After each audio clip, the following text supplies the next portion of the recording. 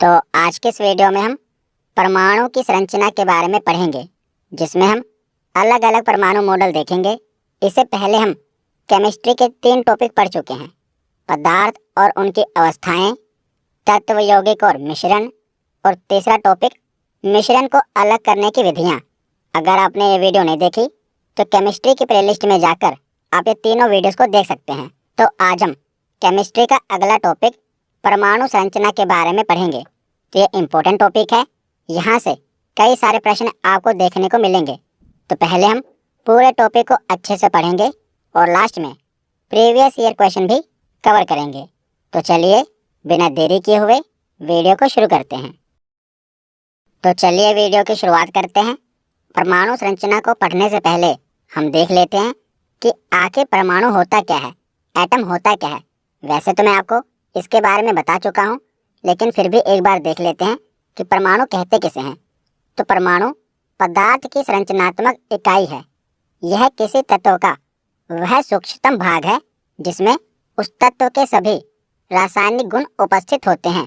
तो जो भी ब्रह्मांड में उपस्थित जो भी पदार्थ है ना, पदार्थ की सबसे छोटी इकाई कौन सी होती है, यानी कि पदार्थ का सबसे सूक्ष्मतम भाग कौन सा होता है, तो परमाणु होता है।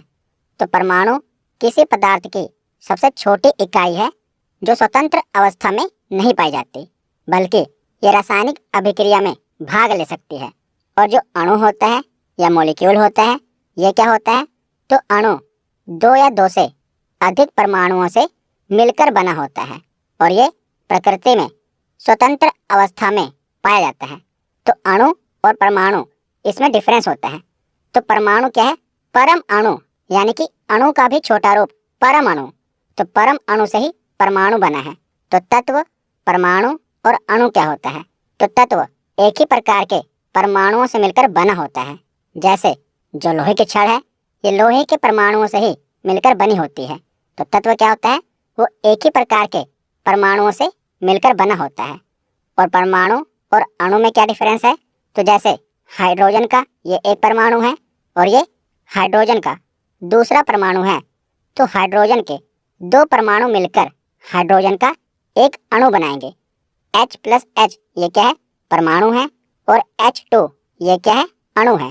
तो मैंने आपको बताया ना कि जो अणु होते हैं ये 2 या 2 से अधिक परमाणुओं से मिलकर बने होते हैं।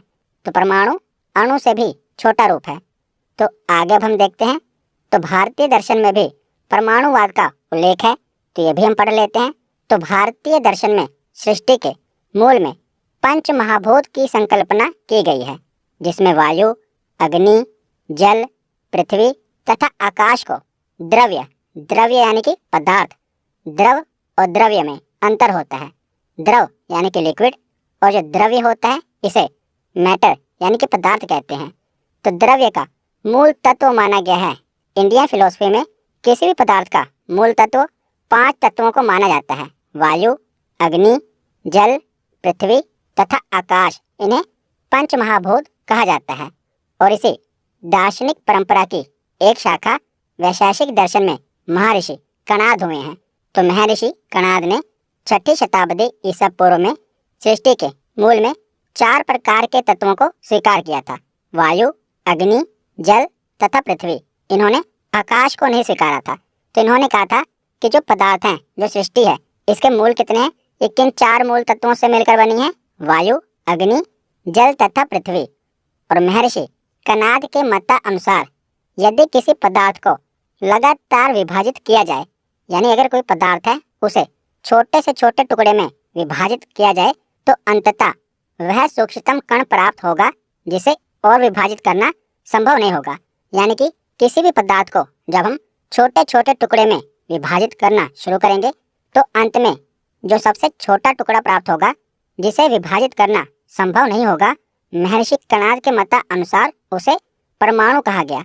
परमाणु यानी कि परम अणु, अणु का भी सबसे छोटा रूप, उसे परमाणु कहा गया। तो सबसे पहले भारतीय दर्शन में महर्षि कणाद ने परमाणु के बारे में बताया था, परंतु इन्होंने परमाणु की कोई साइंटिफिक थ्योरी नहीं दी थी। तो उसके बाद क्या होता है कि डाल्टन पहला वैज्ञानिक है जिसने परमाणु के बारे में साइंटिफिक थ्योरी दी थी। तो 1803 ईस्वी में ब्रिटिश वैज्ञानिक जॉन डाल्टन ने पहली बार दार्शनिकता से अलग एवं वैज्ञानिक ढंग से परमाणु सिद्धांत की व्याख्या की थी। तो इस सिद्धांत के जो प्रमुख बिंदु हैं वो निम्नलिखित हैं। तो डाल्टन का परमाणु सिद्धांत क्या है? तो डाल्टन के अनुसार सभी पदार्थ अत्यंत सूक्ष्म कणों से निर्मित हैं जिन्हें परमाणु कहते हैं। और इन्होंने कहा कि किसी एक तत्व के सभी परमाणु आकार, द्रव्यमान तथा अन्य रासायनिक गुणों में समान होते हैं। और तीसरा इन्होंने सिद्धांत दिया कि परमाणु अविभाज्य एवं अविनाशी होते हैं। अविभाज्य यानी उन्हें और छोटे टुकड़ों में विभाजित नहीं किया जा सकता, और अविनाशी होते हैं यानी कि उन्हें नष्ट नहीं किया जा सकता। तो जॉन डाल्टन ने सबसे पहले ये परमाणु सिद्धांत दिया कि जो परमाणु है ये सबसे सूक्ष्मतम कणों से निर्मित है और ये अविभाज्य है। लेकिन अब हमें पता है कि जो परमाणु है ये अविभाज्य नहीं है, इसे भी विभाजित किया जा चुका है। परमाणु के भी छोटे छोटे पार्टिकल्स होते हैं जिन्हें हम प्रोटॉन, न्यूट्रॉन और इलेक्ट्रॉन कहते हैं। पर पहले जब डाल्टन ने सिद्धांत दिया था तो डाल्टन ने बताया था कि जो परमाणु है ये अविभाज्य है। तो आगे अब हम देखते हैं। तो 19वीं शताब्दी के लगभग अंत तक परमाणु को सभी पदार्थों का मौलिक एवं अविभाज्य कण माना जाता था। परंतु J Thomson, Ernest Rutherford, Niels Bohr और जेम्स चैडविक आदि वैज्ञानिकों के प्रयोगों ने परमाणु की अविभाज्यता की संकल्पना को गलत सिद्ध कर दिया, क्योंकि इन्होंने अपने विभिन्न मॉडलों के आधार पर परमाणु की संरचना की व्याख्या की तथा परमाणु के आंतरिक भाग में इन्होंने अन्य अपरमाणुक कणों की उपस्थिति सिद्ध की गई। यानी कि परमाणु के अंदर सब एटॉमिक पार्टिकल्स के बारे में पता लगाया, जैसे कि इलेक्ट्रॉन, प्रोटॉन, न्यूट्रॉन।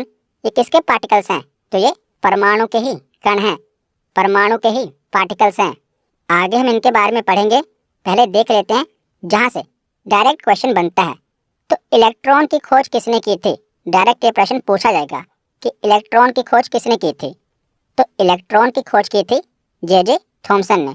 कब की थी? तो 1897 में जे थॉमसन ने इलेक्ट्रॉन की खोज की थी। प्रोटॉन की खोज किसने की? तो देखिए, प्रोटॉन की खोज तो गोल्डस्टीन ने की थी, परंतु प्रोटॉन का नामकरण यानी कि उसका नाम प्रोटॉन रखा किसने था? तो रदरफोर्ड ने। प्रोटॉन की खोज तो गोल्डस्टीन ने की थी, परंतु गोल्डस्टीन ने इसका नाम प्रोटॉन नहीं रखा था। इसने केवल एटम में एक पार्टिकल की खोज कर दी जो कि प्रोटॉन था, परंतु बाद में रदरफोर्ड ने इसका नाम प्रोटॉन रखा था। और न्यूट्रॉन की खोज किसने की? तो सबसे आखिर में न्यूट्रॉन की खोज हुई थी जो कि चैडविक ने की थी 1932 में। तो इसका द्रव्यमान भी पूछा जाता है। तो इलेक्ट्रॉन का द्रव्यमान कितना होता है? इसका मास कितना होता है? तो 9.1 गुना 10 की पावर -31 किलोग्राम इसका मास होता है। प्रोटॉन का मास कितना होता है? तो इसका द्रव्यमान 1.6725 गुना 10 की पावर -27 किलोग्राम। और न्यूट्रॉन का द्रव्यमान कितना होता है? तो 1.6748 गुना 10 की पावर -27 किलोग्राम। तो द्रव्यमान के हिसाब से देखा जाए तो सबसे भारी कौन सा है? तो आपको लगेगा कि इलेक्ट्रॉन सबसे भारी है, क्योंकि इसका द्रव्यमान शुरुआत ही 9.1 से हो रही है। पर ऐसा नहीं है, क्योंकि जो इसका द्रव्यमान है ये 9.1 गुना 10 की पावर -31 है।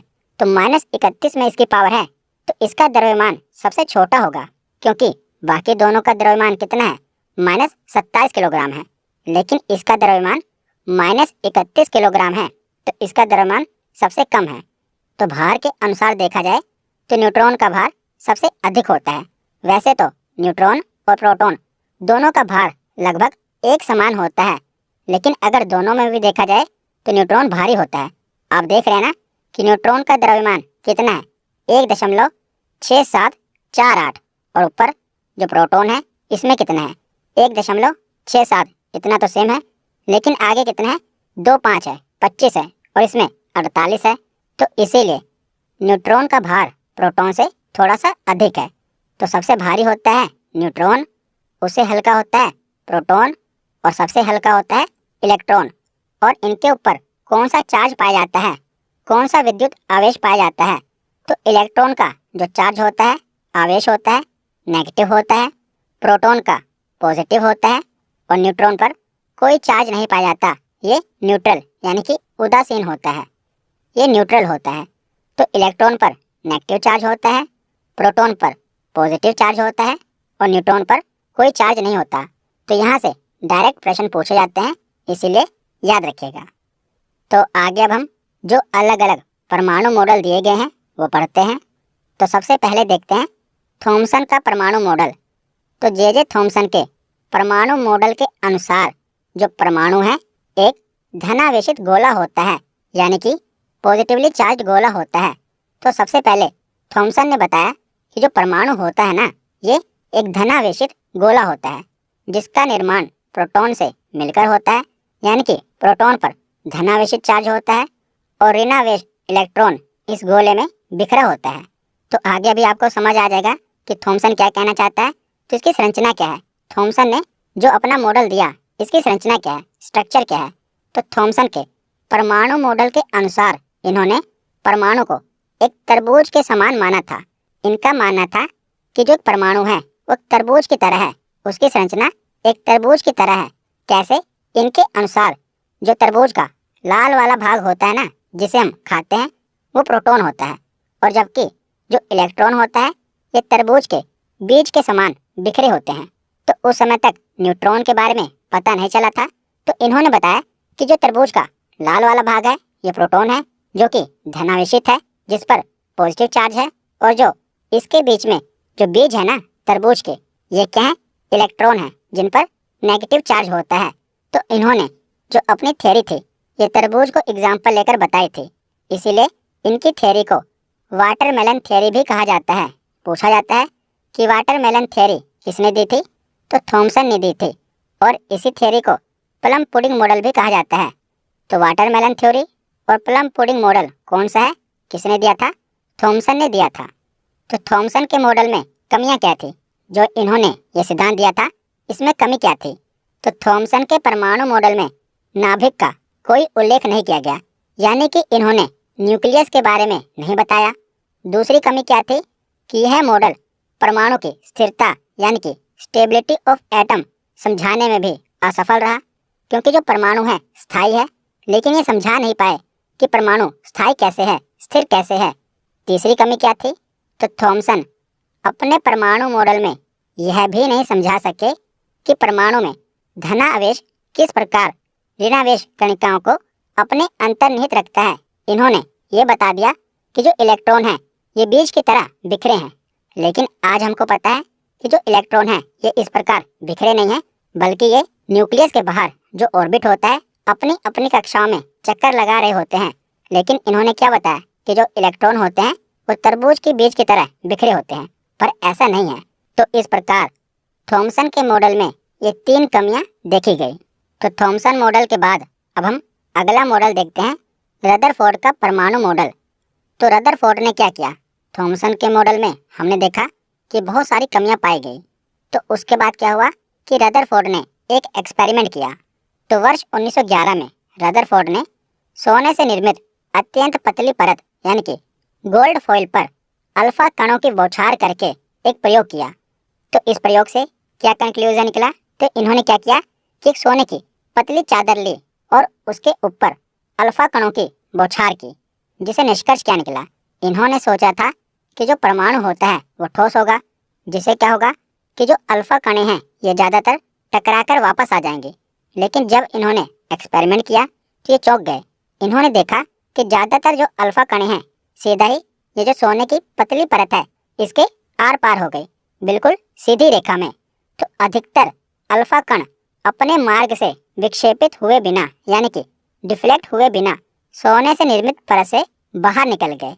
इसीलिए इसे यह निष्कर्ष निकला कि परमाणु के भीतर का अधिकांश भाग खोखला होता है, रिक्त होता है।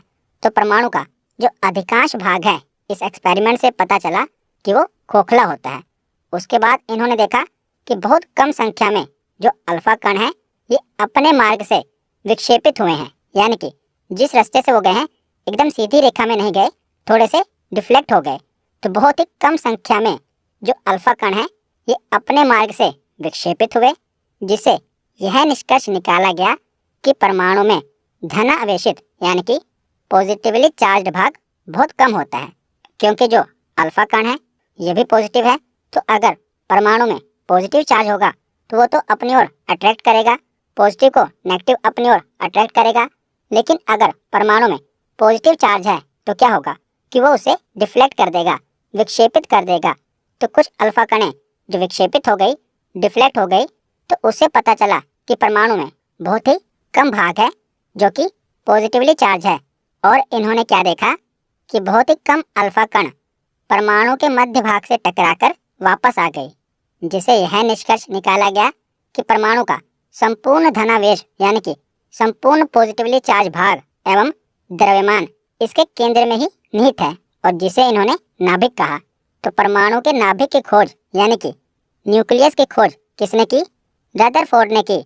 इन्होंने देखा कि जो परमाणु का मध्य भाग है वहां से अल्फा कणें टकराकर सीधा वापस आ गई, जिससे इन्हें पता चला कि जो परमाणु का मध्य भाग है वो धनावेशित है यानी कि पॉजिटिवली चार्ज है।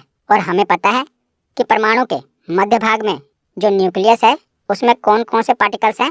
तो प्रोटॉन है और न्यूट्रॉन है।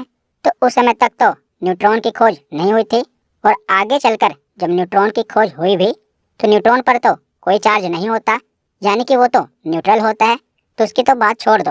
और जो प्रोटॉन होता है उस पर पॉजिटिव चार्ज होता है। तो इससे ये पता चल गया कि जो परमाणु का नाभिक है, न्यूक्लियस है, वो पॉजिटिवली चार्ज है, धनावेशित है। और जो परमाणु का द्रव्यमान है, भार है, वो भी नाभिक के कारण ही है। यानी कि अगर किसी परमाणु का द्रव्यमान पूछा जाए कि बताइए इसका द्रव्यमान कितना है, तो जो उसके नाभिक का भार है, नाभिक यानी कि नाभिक में कौन कौन से पार्टिकल्स हैं?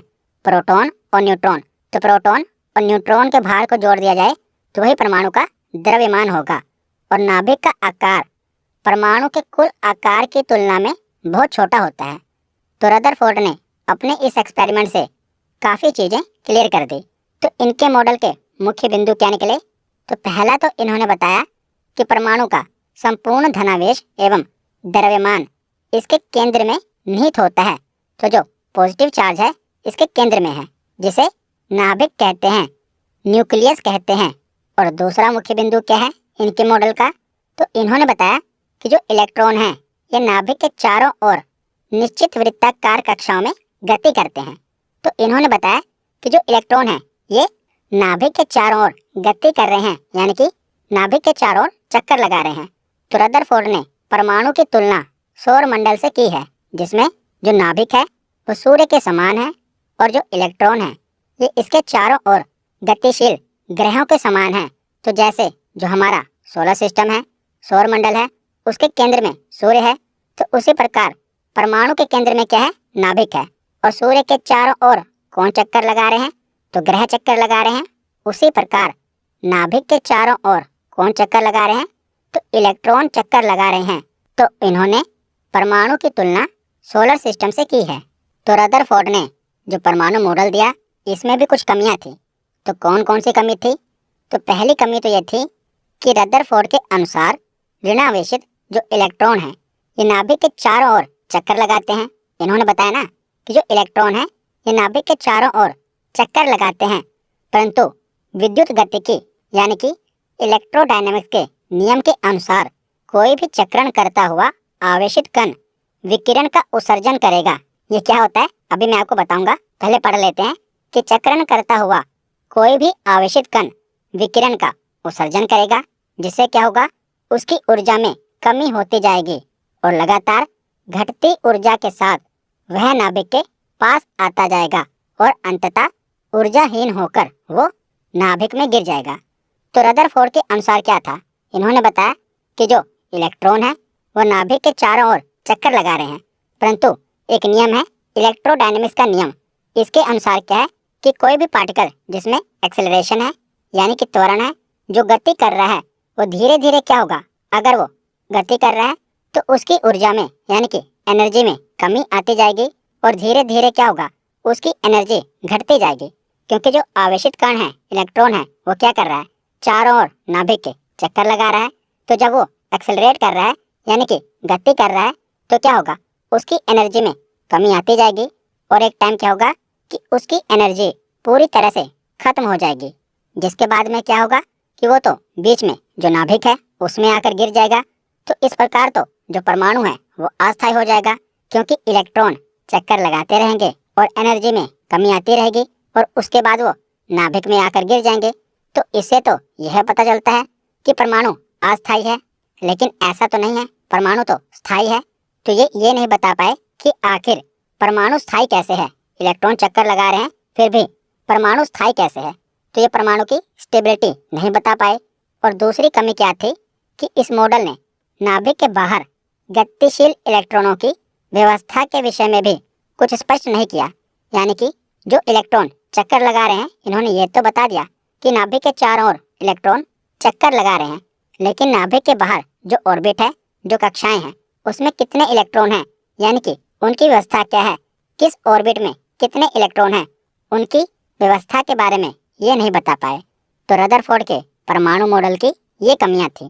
तो रदरफोर्ड के परमाणु मॉडल के बाद बोर का परमाणु मॉडल आया। तो वर्ष 1913 में नील्स बोर ने रदरफोर्ड के परमाणु मॉडल की कमियों को दूर करने के लिए एक नया मॉडल प्रस्तुत किया, जो कि मैक्स प्लैंक द्वारा प्रस्तुत क्वांटम सिद्धांत पर आधारित है। क्वांटम सिद्धांत क्या है, क्वांटम थ्योरी क्या है? तो क्वांटम थ्योरी के अनुसार ऊर्जा विकिरण यानी कि ऊर्जा का उत्सर्जन या ऊर्जा का जो अवशोषण है, ये निरंतर नहीं होता, बल्कि अनिश्चित छोटे छोटे पैकेट्स के रूप में होता है, जिसे क्वांटम कहा जाता है। यानी कि जो एनर्जी का लॉस है ये लगातार नहीं होता, बल्कि छोटे छोटे पैकेट्स में होता है, बंडल में होता है, जिन्हें क्वांटम कहा जाता है। तो बोर का जो मॉडल है इसी क्वांटम थ्योरी पर आधारित है। तो बोर का परमाणु मॉडल क्या है? तो नील्स बोर ने अपने परमाणु मॉडल में क्वांटम सिद्धांत का प्रयोग करते हुए कहा कि परमाणु में उपस्थित इलेक्ट्रॉन नाभिक के चारों ओर केवल निश्चित कक्षाओं में ही निश्चित ऊर्जा और कोणीय संवेग तथा नाभिक से अपनी ऊर्जा के समानुपाती दूरी पर ही चक्रण करते हैं।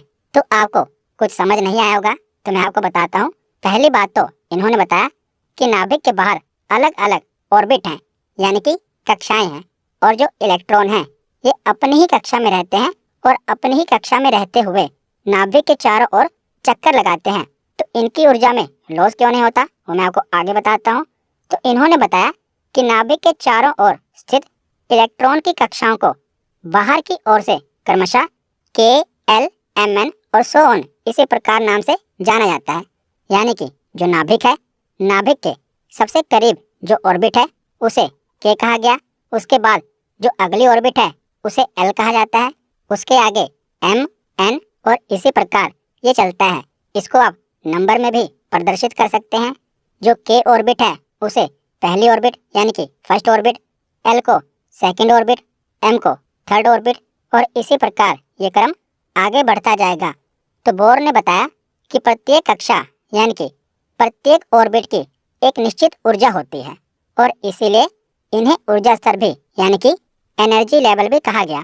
तो बोर ने बताया कि जो ये ऑर्बिट है ना, प्रत्येक ऑर्बिट का अपना एक एनर्जी लेवल है, अपना एक ऊर्जा स्तर है।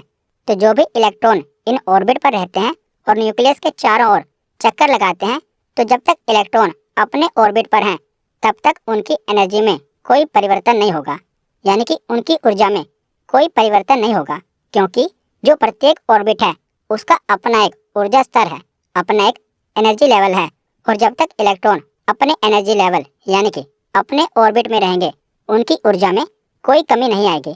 लेकिन जैसे ही वो इलेक्ट्रॉन चाहें कि हम दूसरी कक्षा में चले जाएं, तो या तो उनकी ऊर्जा में हानि होगी या तो उन्हें अपनी ऊर्जा बढ़ानी होगी। तो कब उनको अपनी ऊर्जा कम करनी पड़ेगी और कब बढ़ानी पड़ेगी वो हम आगे देखते हैं। तो नील्स बोर ने 3 केस बताए। पहला केस है कि जब इलेक्ट्रॉन अपनी मूल कक्षा में चक्कर लगाता है तो वह ऊर्जा का उत्सर्जन नहीं करता, यानी कि उसकी ऊर्जा में कोई परिवर्तन नहीं होता। जो भी इलेक्ट्रॉन है वो जिस कक्षा का है, अगर वो अपने ही ऑर्बिट में चक्कर लगा रहा है तो उसकी ऊर्जा में कोई परिवर्तन नहीं होगा। दूसरा केस क्या है कि जब कोई इलेक्ट्रॉन नाभिक से दूर वाली कक्षा में जाता है, अर्थात निम्न कक्षा से उच्च कक्षा में जाता है, तो वह बाहरी स्रोत से ऊर्जा ग्रहण कर लेता है, अर्थात उसकी ऊर्जा बढ़ जाती है। तो जब भी जो इलेक्ट्रॉन है, मान लीजिए वो k ऑर्बिट में है, और k ऑर्बिट से अगर वो सोचे मुझे l ऑर्बिट में जाना है, तो उसे क्या करना पड़ेगा, अपनी ऊर्जा को बढ़ाना पड़ेगा। लेकिन अगर कोई इलेक्ट्रॉन नाभिक के दूर वाली कक्षा से नाभिक के समीप वाली कक्षा में आता है, तो वह ऊर्जा का उत्सर्जन करता है, यानी कि उसकी ऊर्जा में कमी होती है। तो 3 केस हो गए। अगर इलेक्ट्रॉन अपनी ही कक्षा में है तो उसकी ऊर्जा में कोई परिवर्तन नहीं होगा, लेकिन अगर इलेक्ट्रॉन अपनी कक्षा से ऊपर वाली कक्षा में जाना चाहता है तो क्या होगा, उसे ऊर्जा बढ़ानी पड़ेगी। लेकिन अगर इलेक्ट्रॉन ऊपर वाली कक्षा से नीचे वाली कक्षा में आएगा तो उसकी ऊर्जा में कमी होगी। ऐसा क्यों होगा? क्योंकि नील्स बोर ने बताया कि हर एक ऑर्बिट का अपना एक एनर्जी लेवल है। तो इस प्रकार इन्होंने जो रदरफोर्ड की पहली कमी थी जो वो नहीं बता पाए थे, वो इन्होंने बता दी। और इसके बाद जो रदरफोर्ड के परमाणु मॉडल की दूसरी कमी क्या थी, वो इलेक्ट्रॉन की व्यवस्था को नहीं बता पाए थे कि किस ऑर्बिट में कितने इलेक्ट्रॉन होते हैं, तो वो भी इन्होंने बताया। तो इसका फॉर्मूला क्या होता है, किसी भी ऑर्बिट में कितने इलेक्ट्रॉन होते हैं, इसका एक फॉर्मूला है। फॉर्मूला क्या है, तो कक्षा में यानी कि ऑर्बिट में इलेक्ट्रॉनों की संख्या 2n² के अनुसार भरती है। n मतलब क्या है, नंबर, कौन से नंबर का वो ऑर्बिट है। न्यूक्लियस के जो सबसे करीब ऑर्बिट है वो पहला ऑर्बिट है, जिसे हम k ऑर्बिट भी कह देते हैं। उसके बाद जो है वो दूसरा ऑर्बिट है। तो n मतलब कि नंबर। तो पहली कक्षा में जो ऑर्बिट होगा, फॉर्मूला क्या है, 2n²। 2 तो रहेगा ही, 2 से मल्टीप्लाई होगा। पहले नंबर का ऑर्बिट है तो 1 का स्क्वायर 1 हो गया, तो 2 से मल्टीप्लाई करेंगे तो कितना आएगा, तो 2 आएगा। तो पहले ऑर्बिट में कितने इलेक्ट्रॉन होंगे, तो 2 इलेक्ट्रॉन होंगे। उसके बाद दूसरे ऑर्बिट में कितने इलेक्ट्रॉन होंगे, तो 2 मल्टीप्लाई बाय 2 के स्क्वायर, तो 2 का स्क्वायर कितना होता है, 4, तो 4 दूनी 8, तो दूसरे ऑर्बिट में 8 इलेक्ट्रॉन होंगे। इसी प्रकार तीसरे ऑर्बिट में कितने होंगे, सेम फॉर्मूला 2n², तो 3 का स्क्वायर 9, 9 दूनी 18, तो तीसरे ऑर्बिट में 18 इलेक्ट्रॉन होंगे और चौथे ऑर्बिट में 32 इलेक्ट्रॉन होंगे। तो इसी प्रकार आप इस फॉर्मूले से किसी भी नंबर के ऑर्बिट में ये पता लगा सकते हैं कि किसी भी नंबर के ऑर्बिट में कितने इलेक्ट्रॉन होंगे। इसका फॉर्मूला क्या है, 2n²। तो आगे अब हम प्रोटॉन, न्यूट्रॉन और इलेक्ट्रॉन के बारे में पढ़ लेते हैं। वैसे तो शुरुआत में मैंने आपको इसके बारे में बता दिया है। तो ये पूरा डायग्राम है परमाणु का। परमाणु के न्यूक्लियस में यानी कि नाभिक में क्या होता है, प्रोटॉन और न्यूट्रॉन होता है। और परमाणु का जो द्रव्यमान होता है, भार होता है, वो भी प्रोटॉन और न्यूट्रॉन के भार को जोड़ दिया जाए तो परमाणु का भार पता चल जाता है। और प्रोटॉन पर पॉजिटिव चार्ज होता है और इसके चारों ओर जो इलेक्ट्रॉन होते हैं उन पर नेगेटिव चार्ज होता है। तो वर्ष 1886 में जर्मन के भौतिक विज्ञानी ई गोल्डस्टीन ने कैनाल किरणों की खोज की और बताया कि ये किरणें धनावेशित कणों से निर्मित हैं। और वर्ष 1919 में अर्नेस्ट रदरफोर्ड ने अपने प्रयोगों से यह सिद्ध किया कि परमाणु के केंद्र में धनावेशित कणों का संकेंद्रण होता है और रदरफोर्ड ने इन कणों को प्रोटॉन नाम दिया। तो इस प्रकार जो पॉजिटिवली चार्ज पार्टिकल्स के रूप में प्रोटॉन की खोज किसके द्वारा की गई, तो गोल्डस्टीन के द्वारा की गई। तो यहाँ से आपसे यही पूछा जाएगा कि प्रोटॉन की खोज किसने की थी, तो गोल्डस्टीन ने की थी। लेकिन तो इन्होंने इस पार्टिकल की खोज तो कर ली, पर इसका नाम किसने रखा था, तो इसका नाम प्रोटॉन किसने रखा, तो रदरफोर्ड के द्वारा इसका नाम प्रोटॉन रखा गया। तो प्रोटॉन की खोज किसने की, गोल्डस्टीन ने। और प्रोटॉन का नामकरण किसने किया, तो रदरफोर्ड ने। तो प्रोटॉन के बाद है इलेक्ट्रॉन। तो इलेक्ट्रॉन की खोज ब्रिटिश भौतिक वैज्ञानिक जे थॉमसन ने वर्ष 1897 में की थी। और कैथोड रे ट्यूब पर प्रयोगों के आधार पर थॉमसन ने यह निष्कर्ष निकाला कि कैथोड किरणें अत्यंत सूक्ष्म ऋण आवेशित कणों से निर्मित हैं। और थॉमसन ने इन ऋण आवेशित कणों को कणिका कहा और जिन्हें बाद में वैज्ञानिकों के द्वारा इलेक्ट्रॉन कहा गया। तो इलेक्ट्रॉन की खोज किसने की थी, जे थॉमसन ने की थी। और कब की थी, तो 1897 में की थी। उसके बाद है न्यूट्रॉन। तो न्यूट्रॉन की खोज सबसे बाद में वर्ष 1932 में ब्रिटिश भौतिक वैज्ञानिक जेम्स चैडविक ने की थी। उन्हें इस उपलब्धि के लिए वर्ष 1935 में नोबेल पुरस्कार से भी सम्मानित किया गया। तो जो न्यूट्रॉन है ये हाइड्रोजन के अतिरिक्त अन्य सभी परमाणुओं के नाभिक में प्रोटॉनों के साथ संयोजित होते हैं और न्यूट्रॉन एक विद्युत उदासीन कण है, यानी कि इस पर कोई चार्ज नहीं पाया जाता। ये न्यूट्रल होता है और इसका द्रव्यमान भी प्रोटॉन के द्रव्यमान के लगभग बराबर होता है। हमने पीछे पढ़ा ना कि इन दोनों का द्रव्यमान लगभग बराबर होता है और दोनों में भी देखा जाए तो न्यूट्रॉन इसे थोड़ा भारी होता है और प्रोटॉन थोड़ा सा हल्का होता है और इलेक्ट्रॉन सबसे हल्का होता है। तो आगे अब हम देखते हैं तो परमाणु की त्रिज्या और उसके नाभिक की त्रिज्या पूछ ली जाती है। जैसे ये परमाणु है तो जो उसका न्यूक्लियस है यानी कि नाभिक का रेडियस क्या है और जो पूरा परमाणु है इसका रेडियस कितना होता है, ये एग्जाम में पूछ लिया जाता है। तो परमाणु की जो त्रिज्या होती है, एटम का जो रेडियस होता है उसे एंगस्ट्रॉम में मापते हैं। तो याद रखिएगा परमाणु की त्रिज्या को एंगस्ट्रॉम में मापते हैं। तो परमाणु की त्रिज्या कितनी होती है, तो 10 की पावर माइनस 10 मीटर होती है। और परमाणु का जो न्यूक्लियस है यानी कि इसके नाभिक की त्रिज्या कितनी होती है, न्यूक्लियस के रेडियस को फर्मी में मापते हैं। जो परमाणु की त्रिज्या है वो एंगस्ट्रॉम में मापते हैं और इसके नाभिक की त्रिज्या को फर्मी में मापते हैं। तो नाभिक की त्रिज्या कितनी होती है, तो 10 की पावर माइनस 15 मीटर इसकी त्रिज्या होती है। क्योंकि जो परमाणु का नाभिक है वो जाहिर सी बात है परमाणु से छोटा ही होगा, तो इसके नाभिक की जो त्रिज्या है वो माइनस 15 मीटर है और परमाणु की त्रिज्या माइनस 10 मीटर है। और अगर हम कंपेयर करें तो परमाणु की त्रिज्या नाभिक की त्रिज्या से लगभग 1 लाख गुना अधिक होती है। यानी कि जो परमाणु का न्यूक्लियस है उसका नाभिक है वो परमाणु के कंपैरिजन में 10 की पावर 5 गुना छोटा होता है। कितना, 1 लाख गुना छोटा होता है। तो यहाँ पर हमारा थियरी सेक्शन कंप्लीट होता है। अब हम प्रीवियस ईयर क्वेश्चन देखते हैं। तो पहला प्रश्न है कि परमाणु का द्रव्यमान पूर्ण रूप से किसके कारण होता है। तो बताइए परमाणु का भार कैसे पता चलता है, प्रोटॉन और न्यूट्रॉन के कारण, न्यूट्रॉन के कारण, इलेक्ट्रॉन के कारण या प्रोटॉन के कारण।